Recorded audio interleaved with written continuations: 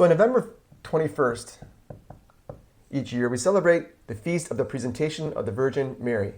Now, this event is not in the Bible, but we do know that Jesus was presented to the Lord in the Gospel of Luke. So we have the story of Joseph and Mary bringing Jesus in the presentation of the temple, making a sacrifice, dedicating their son to God. And although it's not in the Bible, we know that Mary also, as a woman born under the law, as a Jewish woman, would have been presented to the Lord in the temple, just as Jesus was. And so Mary was doing what was done for her as a child as well.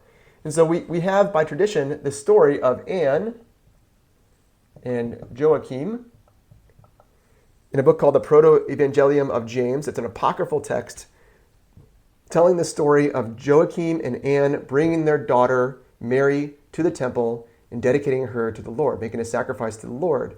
Because as the story goes, like others in the Bible, Old Testament and New Testament, they were unable to have children, and then an angel visited them, and then as a result of God's gift of a daughter, they dedicated her to the Lord, setting her in the path in preparation for bearing the Son of God, bearing Jesus Christ, as a woman born under the law, as St. Paul would later say in the Galatians.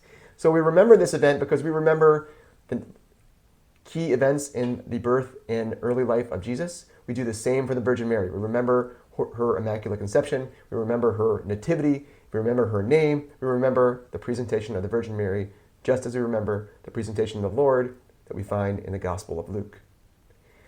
I'm Jared Dees from thereligionteacher.com. Go make disciples. God bless.